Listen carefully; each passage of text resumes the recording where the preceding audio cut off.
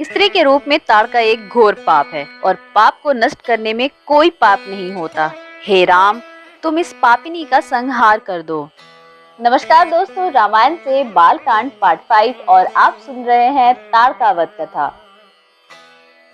प्रातः काल स्नान संध्योपासन आदि कार्यों से निवृत्त होकर राम और लक्ष्मण गुरु विश्वामित्र के साथ सरिता तट पर पहुँचे।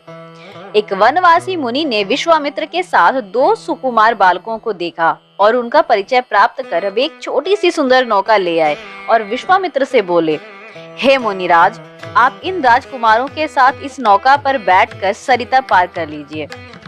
विश्वामित्र जी ने उस मुनि को धन्यवाद दिया और राम तथा लक्ष्मण के साथ नौका पर सवार हो गए।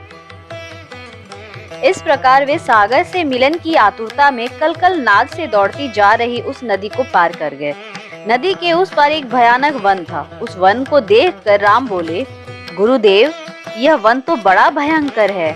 सभी ओर से सिंह, व्याघ्र आदि हिंसक पशुओं के दहाड़ने और हाथियों के चिंगारने की ध्वनि आ रही है। जंगली सुअर, भालू, वन भैंसे आदि वन्य प्राणी भ्रमण करते दृष्टिगत हो रहे हैं।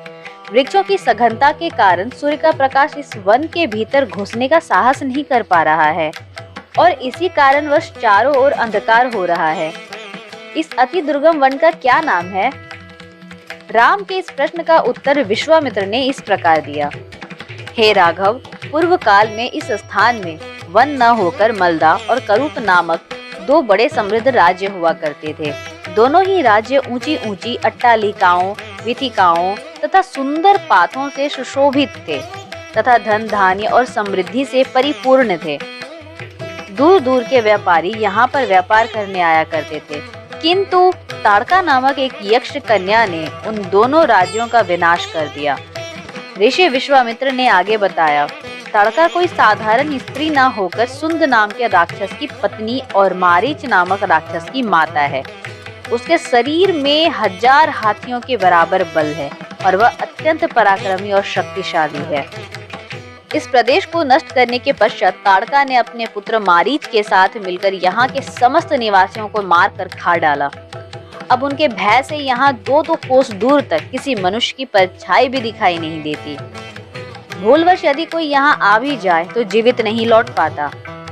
उसी ताड़का का संहार करने के लिए ही मैं तुम्हें यहाँ लाया हूँ। राम ने आश्चर्य से पूछा, गुरुदेव, स्त्रियां तो कोमल और दुर्बल होती हैं, फिर ताड़का में 1000 हाथियों का बल कैसे आ गया? ऐसा प्रतीत होता है कि अवश्य कुछ न कुछ रहस्य है। विश्वामित्र बोले, वत्स, तुम्हारा कथन बिल्कुल सत्य है और वास्तव में इसके पीछे एक रहस्य है। सुकेतु नाम का एक अत्यंत बलवान यक्ष था। वह संतानहीन था, अतः संतान प्राप्ति के उद्देश्य से उसने ब्रह्मा जी की कठोर तपस्या की। उसकी तपस्या से प्रसन्न होकर ब्रह्मा जी ने उसे संतान होने का वर दे दिया। परिणाम स्वरूप ताड़का का जन्म हुआ। सुकेतु के द्वारा ताड़का के अत्यंत बली होने का वर मांगने पर ब्रह्मा जी ने उसके शरीर में 1000 हाथियों का बल दे दिया। विवाह योग्य आयु होने पर सुकेतु ने ताड़का का विवाह सुंद नामक राक्षस से कर दिया और उससे मारीच का जन्म हुआ। मारीच भी अपनी माता के समान बलवान और पराक्रमी था। वह सुंद राक्षस का पुत्र होकर भी स्वयं राक्षस नहीं था, किंतु बाल्यकाल में वह बहुत उपद्रवी था। ऋषि मुनियों को अकारण कष्ट दिया करता था। उसके उपद्रवों से त्रस्त होकर एक दिन अगस्त्य मुनि ने उसे राक्षस हो जाने का श्राप दे दिया। अपने पुत्र के राक्षस गति प्राप्त हो जाने से सुंद अत्यंत क्रोधित हो गया और अगस्त्य ऋषि को मारने दौड़ा। इस पर अगस्त्य ऋषि ने शाप देकर सुंद को तत्काल भस्म कर दिया। अपने पति की मृत्यु का बदला लेने के लिए ताड़का भी अगस्त्य ऋषि पर झपटी। इस पर अगस्त्य ऋषि ने शाप देकर ताड़का के सौंदर्य को नष्ट कर दिया और वह अत्यंत कुरूप हो गई। अपनी कुरूपता को देखकर और अपने पति की मृत्यु का बदला लेने के लिए ताड़का ने अगस्त्य मुनि के आश्रम को नष्ट करने का संकल्प किया है। अतः हे राम, मैं तुम्हें आज्ञा देता हूँ कि तुम ताड़का का वध करो। तुम्हारे अतिरिक्त इसका वध कोई भी नहीं कर सकता।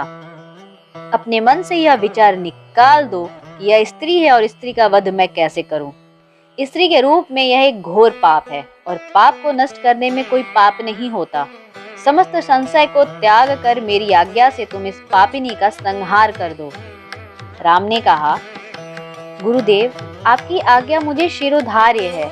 समस्त मानवों के कल्याण के लिए मैं अवश्य ताड़का का वध करूंगा। इतना कहकर राम ने अपने धनुष पर बाण रखकर उसकी प्रत्यंचा को कान तक खींचकर भयंकर टंकार किया। टंकार से उत्पन्न ध्वनि से समस्त वन प्रांत गुंजायमान हो उठा। वन प्राणी भयभीत होकर इधर उधर भागने लगे। इस प्रकार की अप्रत्याशित खलबली मची देखकर ताड़का क्रोध से भर उठी। धनुष ताने राम को देखते ही इस विचार से कि कोई अपरिचित कुमार उसके साम्राज्य पर आधिपत्य करना चाहता है, वह क्रोध से पागल हो गई। राम पर आक्रमण करने के लिए वह तीव्र गति से उन पर झपटी। ताड़का को अपनी ओर आते देखकर राम ने लक्ष्मण से कहा, हे सौमित्र, ताड़ के वृक्ष जैसे विशाल और विकराल मुख वाली इस राक्षसी का शरीर कितना कुरूप है। इसकी मुख मुद्रा देखकर ही प्रतीत होता है कि यह बड़ी हिंसक है और निरीह प्राणियों की हत्या करके उनका रक्तपान करने में इसे बहुत आनंद आता होगा। भैया, तुम एक तरफ सावधान होकर खड़े हो जाओ और देखो कि कैसे इसे मैं अभी यमलोक भेजता हूँ। विकराल देह धारिणी ताड़का अपने बड़े बड़े दांत चमकाती भुजाओं को फैलाए हुए द्रुतगामी बिजली की तरह राम और लक्ष्मण पर अत्यंत तीव्रता के साथ झपटी। राम इस भयंकर आक्रमण के लिए पहले से ही तत्पर थे। उन्होंने तीक्ष्ण बाण चलाकर उसके हृदय को छलनी छलनी कर दिया। उसके वक्ष स्थल से गर्म गर्म रक्त की धारा प्रवाहित हो उठी। वह आक्रमण करने के लिए पुनः टूट पड़े। इससे पूर्व ही राम ने एक और बाण चला दिया जो सीधे उसके वक्ष में जाकर लगा। वह पीड़ा से चीखती हुई चक्कर खाकर भूमि पर गिर पड़ी और अगले क्षण उसके प्राण पखेरु उड़ गए। राम के इस रण कौशल और ताड़का की मृत्यु से ऋषि विश्वामित्र अत्यंत प्रसन्न हुए। उनके मुख से रामचंद्र के लिए आशीर्वचन निकलने लगे। गुरु की आज्ञा से वहीं पर सभी ने रात्रि व्यतीत किया। प्रातः काल उन्होंने देखा कि ताड़का के आतंक से मुक्ति पा जाने के कारण उस वन की भयंकरता और विकरालता समाप्त हो चुकी है। कुछ समय तक उस वन की शोभा निहारने के उपरांत स्नान पूजन से निवृत्त होकर वे महर्षि विश्वामित्र के आश्रम की ओर चल पड़े। कहानी के अगले भाग को जानने के लिए मेरे चैनल को सब्सक्राइब करना बिल्कुल भी ना भूलें। जय श्री राम।